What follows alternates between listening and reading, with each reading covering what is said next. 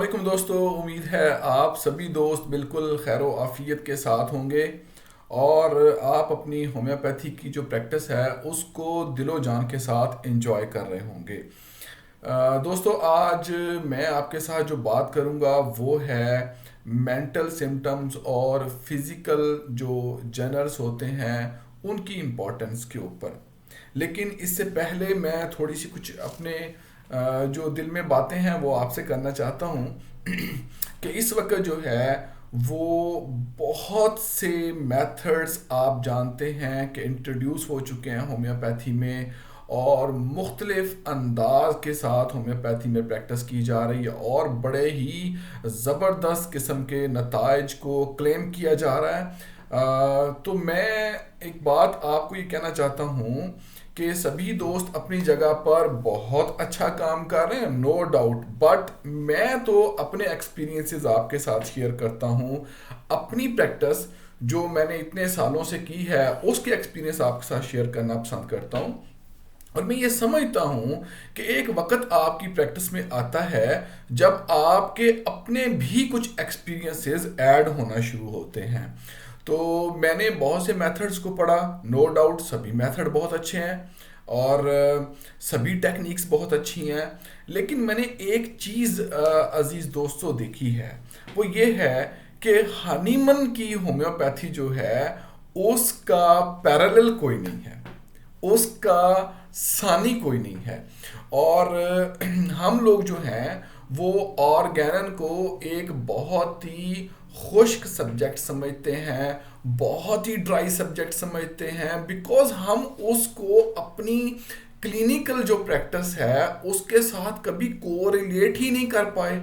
और अनफॉर्चुनेटली जिन असातिज़ा ने हमें ऑर्गेनन बताई है, वो मैं ये नहीं कहता कि उन उस्तादों ने ऑर्गेनन हमें गलत बताई है, जी नहीं, यहाँ पर ये बात अपने माइंड में बिल्कुल मत लेके आइएगा, बल्कि वो उस्ताद जो थे वो ऑर्गेनन को क्लिनिकल प्रैक्टिस के साथ कोरिलेट करके हमें बता ना सके।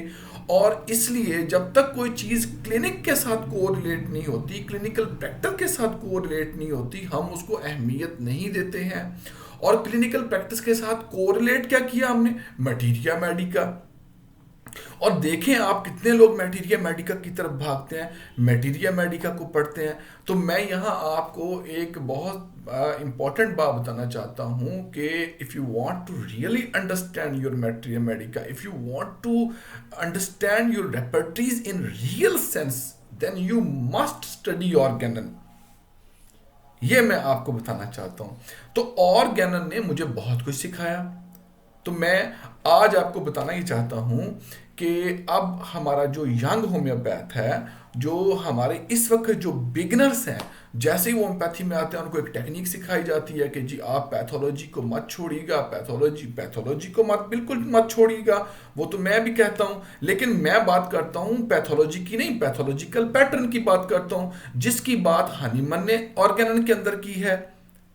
ठीक है, हनीमन डिजीज प्रोसेस की बात करते हैं, मैं उसकी बात करता हूं। तो मैं आज आपको ये बताना ही चाहता हूं कि बाज़ दफ़ा मुझे होम्योपैथिक साथी जो हैं वो फ़ोन करते हैं या मुझसे मशवरा करते हैं कि सर जो हमारी दवा है वो पेशेंट के फिजिकल जनरल्स को कवर कर रही है, तो हम दे दें, या सर ये हमारे जो माइंड के सिम्टम है उसको कवर कर रही है तो हम ये दवा दे दें।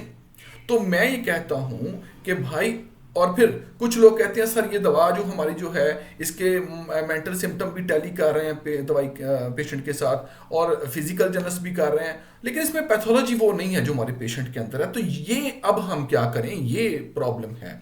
तो मैं आपको एक चीज़ बताना चाहता हूं कि अगर आप ऑर्गेनन को सही तरह से पढ़ेंगे तो आपको ये समझ आएगी कि हनीमन मेंटल जनरल्स को और फिजिकल जनरल्स को बड़ी अहमियत देते थे।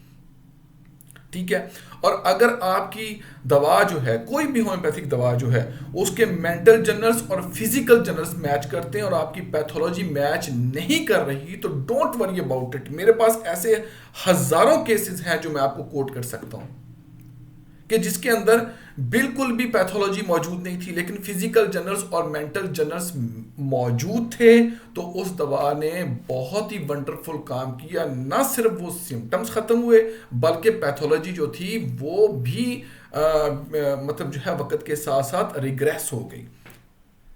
तो दोस्तों, ये जो आज की मेरी छोटी सी आपके साथ गुफ्तगू है वो इसलिए थी कि काइंडली आप ऑर्गेनन को अंडरस्टैंड करें, हनीमन को पढ़ना शुरू करें और पुराने होम्योपैथ्स को पढ़ें, तो फिर आपको यह समझ आएगी कि इन रियलिटी होम्योपैथी है क्या। लेकिन मैं चूंकि बहुत मेरी मसरूफियात बहुत ज़्यादा है, मैं आपके साथ जो है वो मैं समझता हूँ कि मैं ज़्यादा वीडियोस आपके लिए नहीं बनाता, लेकिन इसका हरगिज़ ये मतलब नहीं है कि मैं आपकी मोहब्बतों को, आपके प्यार को मैं भूल चुका हूँ। मैं आपके लिए बहुत सारा काम करना चाहता हूँ और मैं अभी आपको एक गुड न्यूज़ ये देना चाहता हूँ कि हमारी एकेडमी जो है उसने ये रिसेंटली सोचा था कि हम ऑर्गेनन के ऊपर क्लासेस करें और आओ ऑर्गेनन सीखें के नाम से हम एक क्लास शुरू करें। लेकिन फिर हमारे क्लिनिक ने और हमारे जो टीम है मेरी, उन्होंने ये बैठ के इस चीज़ को डिसाइड किया कि हम ये आओ होम्योपैथी सीखें जो है, सॉरी ऑर्गेनन सीखें का जो क्लास है, क्यों ना हम ये सारा नॉलेज YouTube के फ्रेंड्स के साथ जो है वो शेयर करें, अपने सब्सक्राइबर्स के साथ, अपने फॉलोअर्स के साथ, अपने व्यूअर्स के साथ शेयर करें। तो मेरा दोस्तों जो अपनी ज़िंदगी का जो मकसद है, जो अपने इस काम का मकसद है बुनियादी, वो ये है कि आप मेरी यूट्यूब्स को सुने और उसको अंडरस्टैंड करें और उस पर जो है अमल करें। आप, मुझे ये बिल्कुल भी ज़रूरत नहीं है कि आप इसको सब्सक्राइब करेंगे, मेरा चैनल जो है वो उसकी सब्सक्रिप्शन बढ़ेगी।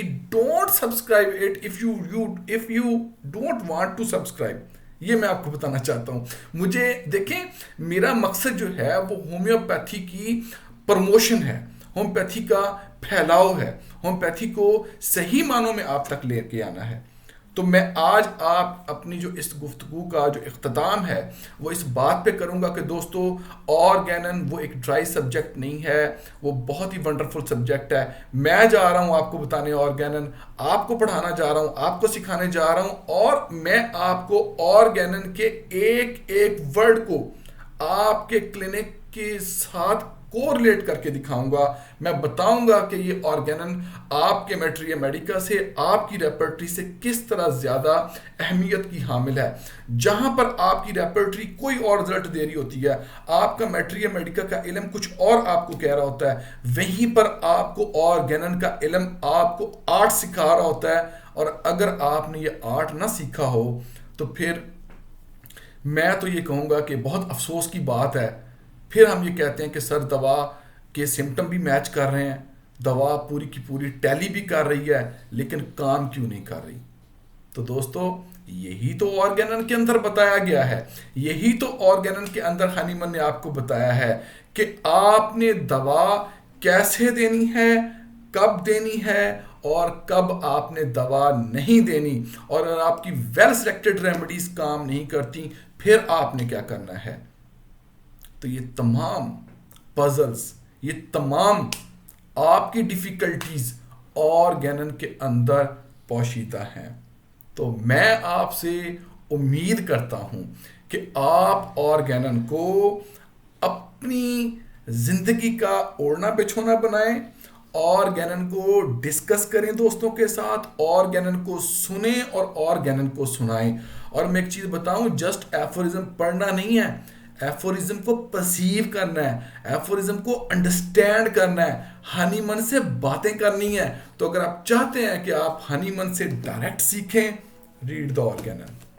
सो दोस्तों, आज इतनी सी बात के साथ ही मैं आपसे इजाज़त चाहूँगा। जो मोहब्बत, जो प्यार आप दोस्तों ने मुझे दिया है, मैं तहे दिल से उसका ममनून हूँ, मशकूर हूँ। और इंशाल्लाह ताला मैं हकीकी मानों में आपको एक वंडरफुल नॉलेज प्रोवाइड करने जा रहा हूँ। और ये वाहिद चैनल होगा होम्योपैथी का जो आपको A to Z लेके जाएगा, आपको क्लासिकल से लेकर जो इस वक्त जदीद मेथड्स हैं, सेंसेशन अप्रोच और डिफरेंट और अप्रोचेस हैं, वो तमाम अप्रोचेस आप देखेंगे। और अगर आप चाहते हैं कि आप मेरे YouTube चैनल से फ़ायदा उठाएं तो आप इसको शेयर करें और होम्योपैथी को प्रमोट करें मेरे साथ। अल्लाह ताला से दुआ गो हूँ कि रब्बे करीम आप दोस्तों को ढेरों आसानियाँ अता फरमाएं और ढेरों आसानियाँ तकसीम करने का शरफ नसीब फरमाएं। अपनी दुआओं में डॉक्टर इखलाक रहीम को हमेशा याद रखिएगा।